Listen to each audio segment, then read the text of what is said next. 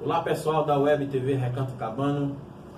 No programa de hoje, Chacabano, iremos conversar com José Francisco de Melo Neto, doutor em educação. Ele que foi presidente do Conselho Estadual de Educação do Estado da Paraíba, foi coordenador da pós-graduação, né, com trabalhos desenvolvidos no mestrado e no doutorado. Atualmente é avaliador ad hoc do CNPq, filho de Chico Loló, de Dorinha Loló, grandes personagens da nossa história aqui, que recentemente foram homenageados, né, no livro que contou a história da família Loló, aqui em Colônia Leopoldina. Membro fundador da Academia de Cultura de Colônia Leopoldina e do PT, Partido dos Trabalhadores, aqui na década de 80, e fundador do movimento Colônia e Cidadania. Zé de Melo, é um prazer estarmos recebendo você aqui no programa Chacabano, esse programa que visa, né, implementar e trazer para a pauta pública discussões de temas pertinentes e de temas necessários para o entendimento do Brasil. E hoje vamos conversar, e você é a pessoa mais adequada para tal, conversar sobre a conjuntura política do Brasil, né, mais especificamente sobre essa situação, essas manifestações políticas e sociais, desses protestos em favor, né, de uma educação de qualidade, da permanência de políticas públicas, de investimento em políticas públicas de educação. Então, mais uma vez, é um prazer o público da TV Web Recanto Cabano e do programa Chacabano estarmos aqui com você, uma honra muito grande. E quais as suas percepções do que está acontecendo no Brasil? Bom dia para todos os nossos ouvintes. Então, é um prazer também, para mim é uma obrigação, viu, professor Silvio, de estar falando para a comunidade de Colônia Leopoldina, para toda a sociedade local, o lugar onde me viu nascer e onde aqui estou. Inclusive, eu participei um pouco aí no atual governo, no início, uma assessoria à Secretaria de Educação. Acho que depois as contingências me levaram de volta à Paraíba outra vez. Então, eu quero dizer sobre a atualidade política do país, particularmente nas questões últimas da educação. Eu gostaria de destacar que é da história brasileira o desprezo para com a educação, não é, dos filhos das classes trabalhadoras, enfim, com a educação do país. É verdade que as elites brasileiras sempre tiveram boa educação de qualidade na perspectiva dessas elites. Agora a gente está vendo de novo movimentos partindo, infelizmente, do governo, de ataque frontal à educação do país. E nós queremos dizer que, vindo de governo, então, a necessidade e a importância da mobilização de todos aqueles que fazem a educação pública, particularmente, e que, felizmente, também até setores da educação privada também entraram nesses movimentos, porque, afinal de contas, há vários programas importantíssimos que estão presentes hoje na educação brasileira e que toca diretamente à educação privada, dos setores privados. Então, quando você vai ver o programa tipo FIES, ele é um programa vindo do governo e que sem o qual muitos dos estudantes do nosso país estariam fora da universidade. Portanto, a ampliação que se tem é extremamente importante para que não só aqueles que tiveram escolas mais adequadas e apropriadas aos conteúdos que são cobrados pelas universidades federais ou universidades públicas, tem as estaduais também, possam chegar às escolas de nível superior. Então, esses movimentos expressos são reação exatamente à política do governo de cortar as verbas. Se efetivamente nós precisamos de mais verbas para a educação e acompanhado de gestão, melhor gestão também, é claro que você propor como governo retirar verbas é um ataque assim a toda a sociedade brasileira e, sobretudo, aqueles que têm mais necessidades da escola. É verdade que a educação não resolve todos os problemas do país. Agora, sem a educação, nós não temos como capacitar todos os jovens, tantos jovens, não é, para que possam, não é, galgar momentos dos seus trabalhos, adquirir profissões. A educação nos ajuda a isso, não é? Então, se eu quero retirar isso, não vai ficar muita coisa para que essas classes mais desfavorecidas do país possam sobreviver até. E a gente pode pensar a partir de Colônia Leopoldina mesmo. É um equívoco pensar que a apresentação, a proposta governamental ou a decisão de cortar verbas da educação atinge só a universidade, o campo onde eu mais trabalhei e atuei. Isso é falso. Um corte nas verbas da educação atingirá a universidade, o ensino superior, e atingirá o ensino médio e atingirá a educação fundamental até as creches.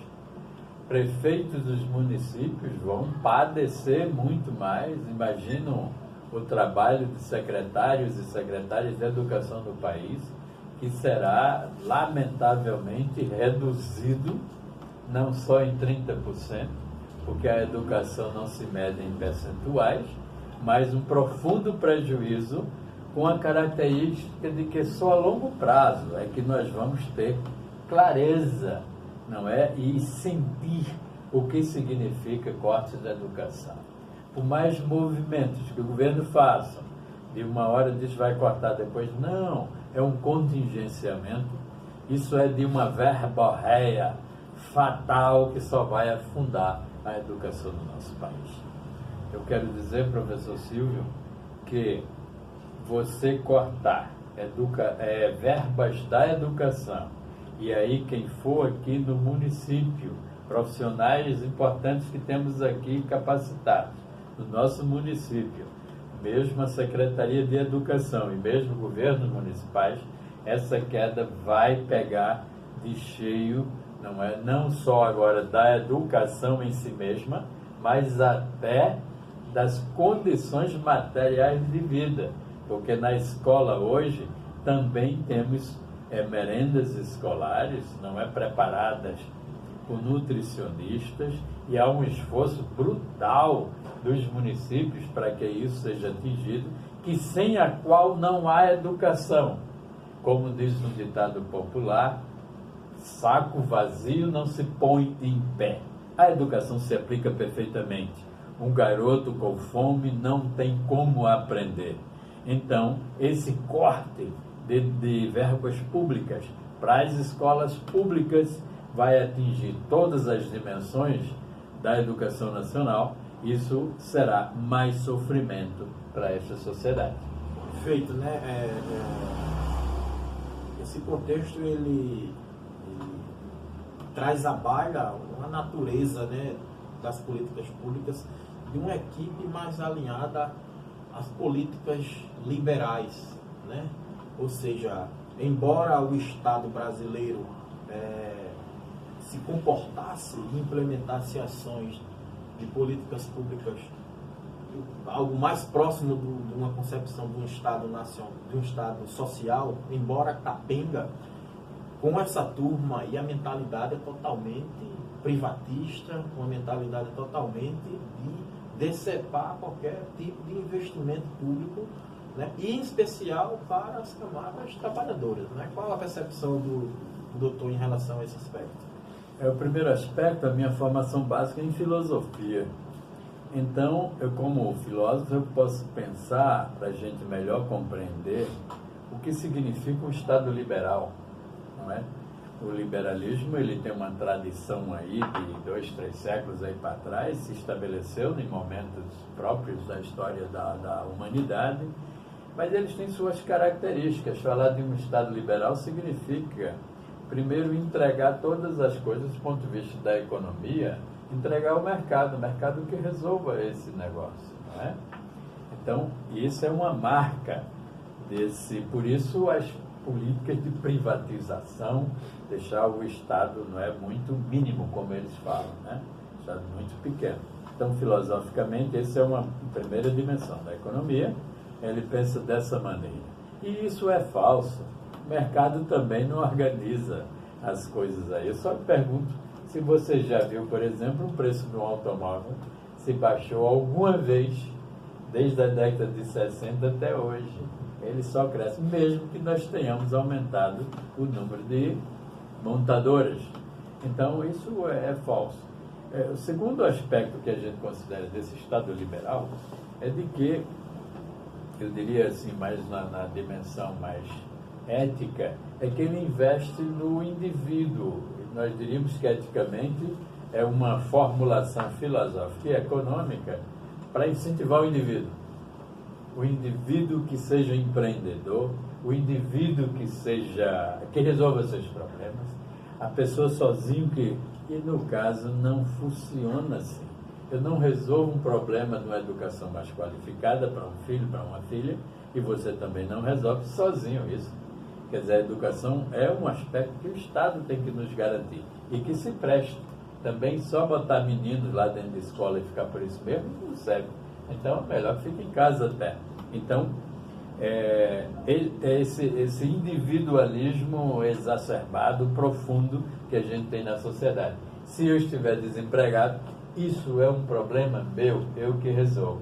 Pelo menos essas duas grandes dimensões que gostaria de deixar claro desse Estado liberal, para a gente entender como isso bate agora na educação. Então, entrega-se a educação agora, deixa que as coisas caminhem, que assim vai se resolvendo a qualidade, porque isso é um problema de cada indivíduo. E isso é falso. Essa é uma premissa bastante fácil, né? Aquela lógica do Adam Smith, de que o Estado, de que o mercado regulará tudo, deixa o mercado livre, né? A mão invisível do mercado para regular as relações sociais. Totalmente falso, não é?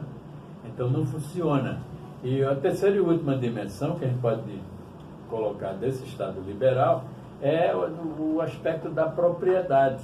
Os liberais dizem, olha, propriedade para todo mundo.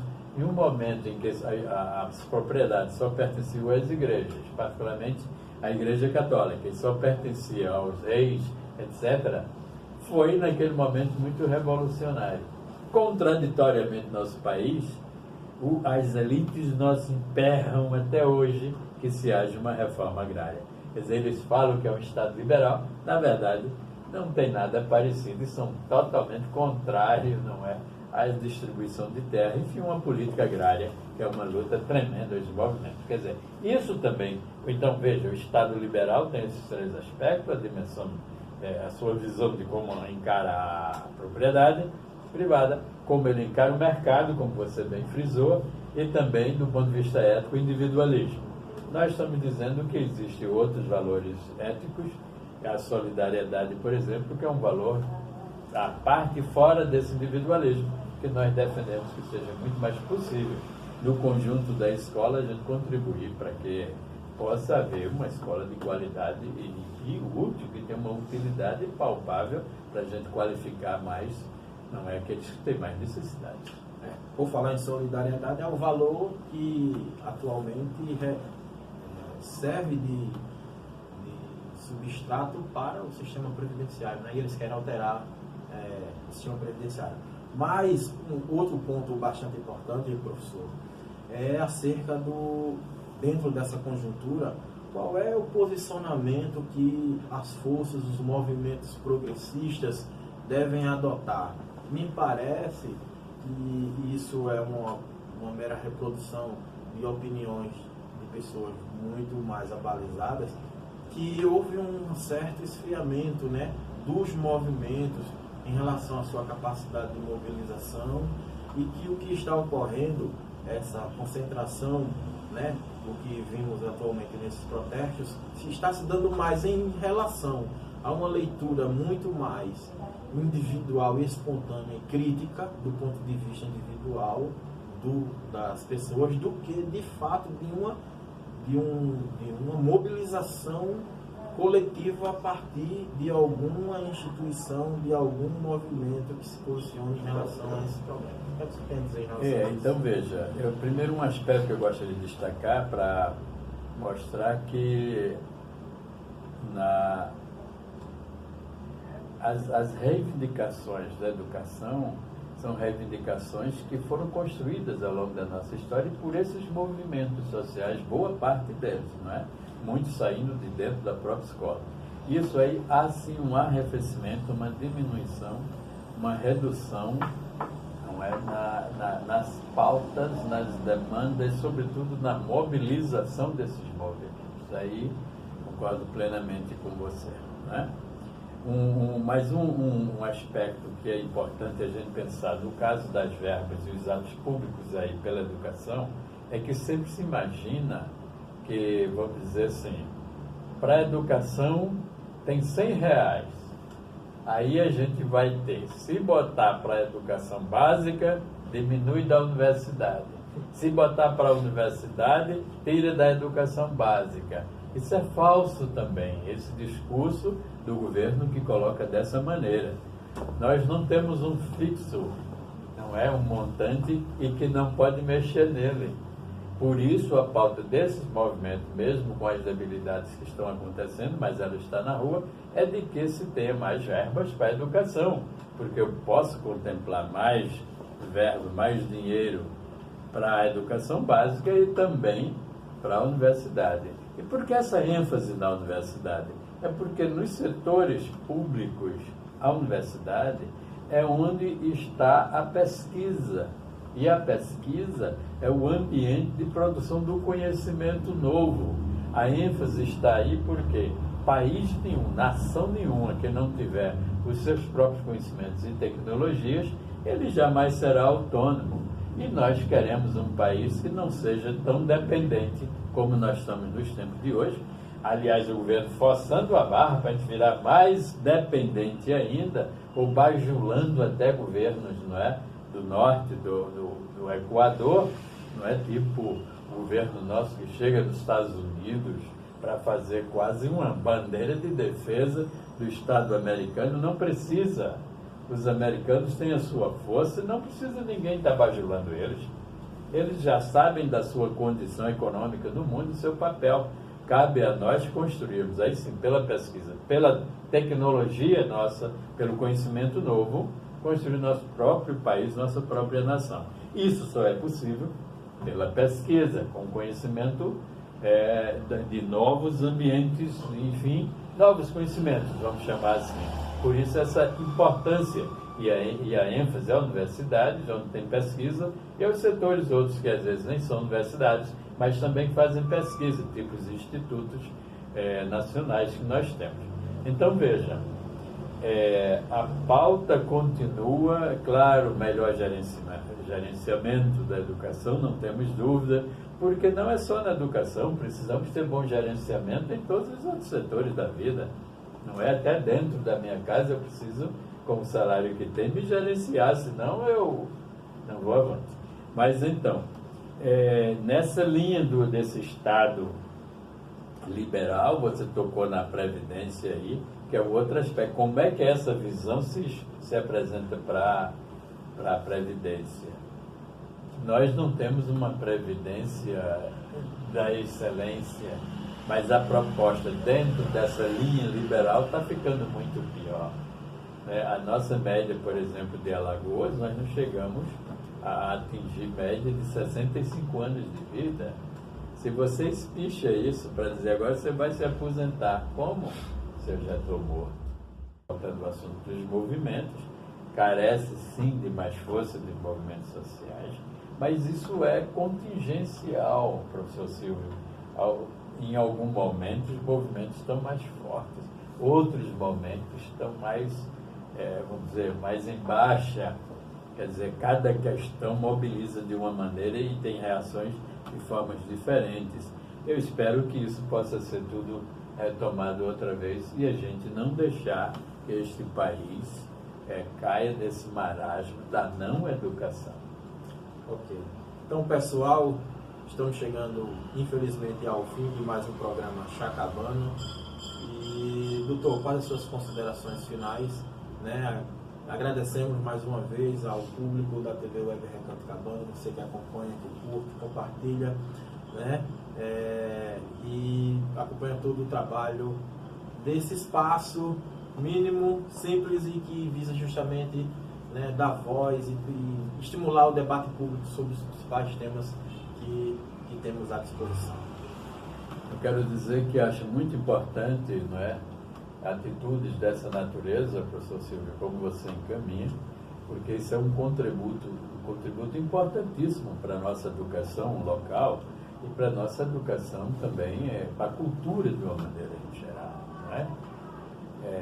Esses debates, isso que você vem colocando pelo Chacabano, eu já pude assistir vários debates aqui, é importante e que as pessoas possam começar a ter esse hábito de escutar estes debates, participar e até levar sugestões também de debates aí, imagino, para você, que é um profissional que está sempre aberto a essas discussões. Quero parabenizar você e também todos que estão aqui escutando, no caso, não é uma conversa sobre a educação do nosso lugar, do nosso estado, do nosso país. Muito obrigado. Com isso, pessoal. Até a próxima semana.